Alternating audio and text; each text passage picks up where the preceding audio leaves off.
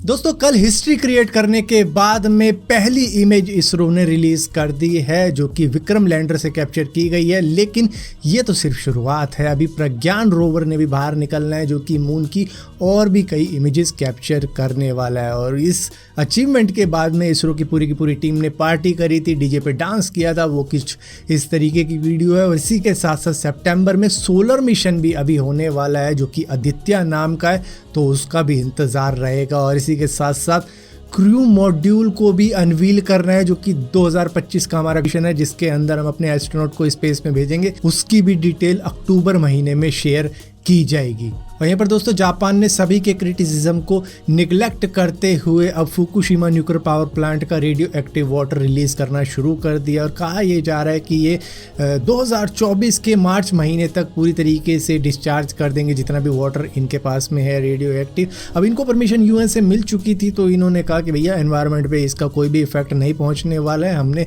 सारे प्रोटोकॉल को फॉलो किया है तो जिसकी वजह से कोई दिक्कत नहीं होने वाली। लेकिन चाइना, साउथ कोरिया और खुद जापान के लोगों का मानना है कि हमारे सी फूड के ऊपर इसका काफ़ी ज़्यादा असर होने वाला है और इसका इफेक्ट हमें मरीन लाइफ के ऊपर देखने को मिलेगा। जो भी मछलियाँ होंगी, जो भी जानवर होंगे, उन पर इसका इफेक्ट देखने को मिलेगा। और चाइना ने तो ये भी कह दिया है कि ये जापान का एक्सट्रीमली सेल्फिश और इनरिस्पॉन्सिबल एक्ट है जो कि काफ़ी ज़्यादा इफेक्ट पहुँचाने वाला है सारी दुनिया को ही जहाँ भी उनका सी फूड जाता है। जिसकी वजह से चाइना ने कह दिया कि हम आपसे कोई भी सी फूड नहीं लेने वाले हैं। तो जापान का सी फूड बैन कर दिया है चाइना ने। उनको भी ऐसा लगता है कि रेडियो एक्टिव जो भी मटेरियल जाएगा समुद्र के जीव जंतुओं के ऊपर, उसका इफेक्ट उनके ऊपर पहुंचेगा और इसके बाद में जब वो उस फूड को खाएंगे तो उससे उनको इफेक्ट पहुंचने वाला है। तो उन्होंने कहा कि हम नहीं परचेज करने वाले। दरअसल 2011 के वक्त में सुनामी आई थी जापान के अंदर जिसकी वजह से फुकुशिमा न्यूक्लियर पावर प्लांट का एक्सीडेंट हो गया, वो डैमेज हो गया और लीकेज वगैरह जो भी शुरू हुई उसकी वजह से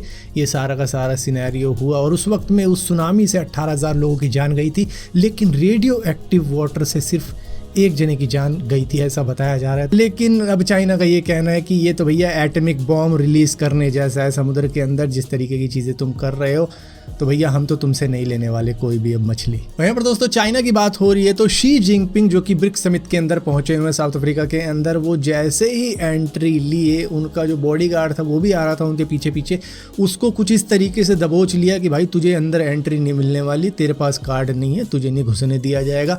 तो इस तरीके से उसको बाहर ही रोक लिया गया जो कि मतलब कहा तो ये जा रहा है कि ये काफ़ी बेइज्जती वाली बात हो गई है चाइना के लिए। लेकिन मुझे नहीं लगता कि बेइज्जती वाली बात होगी, मे बी ये कोई सिक्योरिटी प्रोटोकॉल होगा या फिर वीडियो शूट के लिए कि मतलब सिर्फ लीडर को ये आना है, ये नहीं कि भैया बॉडीगार्ड भी पीछे आ रहा है। तो मतलब सिर्फ फोटो शूट के लिए शायद ये चाह रहे होंगे कि वो अकेला है, क्योंकि आगे जाके साउथ अफ्रीका के प्रेसिडेंट के साथ में भी हैंडशेक वगैरह करना था, वो ग्रीट करते तो शायद इस वजह से उसको गया कि भाई तू यहीं पे रहे। अब उसकी समझ में शायद इंग्लिश नहीं आ रही होगी या अफ्रीकन नहीं आ रही होगी, जिसके बाद में वो चीमा वहाँ ये वो यहाँ कर रहा होगा और उन्होंने कहा होगा चिड़िया को दबाओ यहीं पे ही।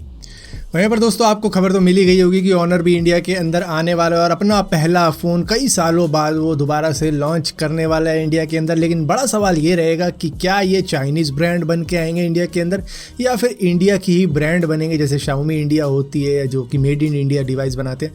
तो क्या ये उस तरीके से प्लान बना रखे हैं या फिर चाइना से इंपोर्ट करके काम करने वाले हैं, वो देखने वाली बात रहेगी। दोस्तों टीवीएस ने इंडिया के अंदर x electric crossover scooter launch कर दिया है जो कि बहुत ही ज़्यादा एक्सपेंसिव, मतलब सोच से भी परे हो गया। ये तो 2.5 लाख रुपए का इलेक्ट्रिक स्कूटर है जो कि मतलब एक्स शोरूम है, इसके ऊपर आपको स्टेट टैक्स भी देना पड़ेगा। तो ये ऑलमोस्ट करीबन 2.25 लाख रुपए का स्कूटर बन जाता है और इसी के साथ साथ इसकी स्पीड करीबन 105 किलोमीटर पर आवर की रहने वाली है। रैपिड चार्जिंग इसके अंदर मौजूद है जो कि 50% इसको चार्ज से 50 मिनट के अंदर कर देगी और 100% चार्ज होने में इसको 4-5 घंटे तो खैर लगेंगे ही। मतलब बाद में चार्जिंग थोड़ी स्लो है लेकिन शुरुआत में काफ़ी ज़्यादा तेज़ है। लेकिन इतना ज़्यादा एक्सपेंसिव, मतलब इतने में तो कोई BMW की 310 GS ले सकता है या फिर इंटरसेप्टर ले सकता है या फिर कॉन्टिनेंटल GT ले सकता है, और भी कई बाइक होती है, सब अपनी अपनी पसंद की रख लो। दोस्तों वैगनर ग्रुप एक प्राइवेट मिलिट्री है जिसका रशिया ने काफ़ी अच्छे तरीके से यूज़ किया है, लेकिन उसके चीफ